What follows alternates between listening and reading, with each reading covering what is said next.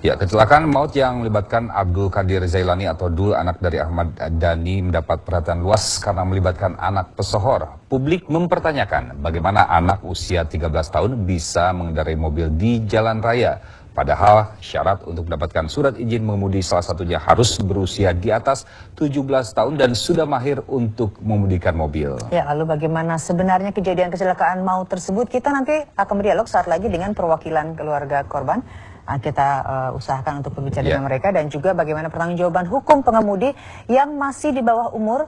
Kita akan dialog dengan Komisioner Komisi Perlindungan Anak Indonesia. Di studio sudah ada Mas Ihsan. Selamat petang Mas Ihsan. Dan juga ya, di Wisma Nusantara kita sudah bergabung dengan Kombes Pol Rikwanto. Selamat petang Pak Rikwanto. Sebelum ke Pak Rikwanto. Ya, Pak Rikwanto sudah mendengar suara kami. Jadi kita terlebih dahulu ke Pak Rikwanto ini terkait hasil penyelidikan terakhir dari kepolisian. Kita ketahui bahwa tadi siang hingga tadi sekitar pukul 6 sudah dilaksanakan olah kejadian tempat perkara, Pak Rikwanto. Ini bagaimana hasilnya? Ya, dari olah TKP yang kita lakukan dari Polda Metro Jaya, kemudian Korlantas, kemudian dari Polres Jakarta Timur juga terus serta hadir.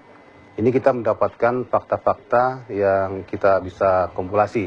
Yang pertama, memang mobil Lancer tersebut telah hilang kendali sehingga menabrak pembatas jalan dan menyeberang ke arah jalur yang berlawanan. Dan akhirnya menabrak Grand Max, kemudian terpental ke arah Avanza. Kemudian fakta kedua, Lancer dikendarai oleh Abdul Qadir Jailani dengan rekannya, 2 orang. Untuk Grand Max, ini muatannya 13 orang. Dan untuk mobil Avanza 2 orang. Jadi yang banyak korban adalah di mobil Grand Max, 6 orang meninggal dunia dan sisanya luka, termasuk luka berat. Pak Rikwanto, kemudian, ya, apakah sudah diketahui apa penyebab kecelakaan yang terjadi?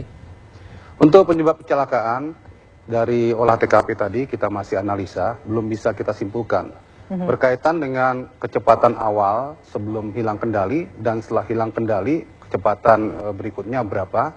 Yang jelas setelah hilang kendali cukup kencang karena menabrak pembatas jalan sampai tersangkut di mobilnya, kemudian melompati pembatas jalan yang satunya lagi sehingga menabrak Grand Max. Pak Rikwanto, ini kan faktanya adalah Dul masih berusia 13 tahun Pak, mengemudikan sebuah mobil belum memiliki SIM. Bagaimana dengan proses hukumnya ke depannya jika melihat hal ini Pak Rikwanto?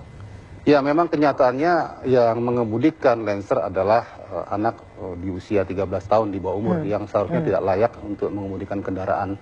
Untuk apa yang telah terjadi, pasal yang dikenakan berkaitan dengan kecelakaan lalu lintas yang terjadi bisa saja 310 ayat 3 karena lalainya luka berat kemudian menyebabkan meninggal dunia orang lain. Kemudian juga dalam perlakuannya nanti akan berbeda dengan orang dewasa. Yang bersangkutan karena di bawah umur masih bisa diakomodir dengan Undang-Undang Perlindungan Anak berkaitan dengan perlakuannya di muka hukum. Ya, baik. Ini ada perlakuan yang berbeda untuk Dul karena masih di bawah umur. Mas Ihsan melihat kejadian ini seperti apa ini Mas Ihsan?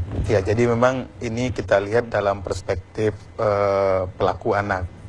Bahwa kalau anak melakukan tindak pidana itu diancam setengah dari orang dewasa.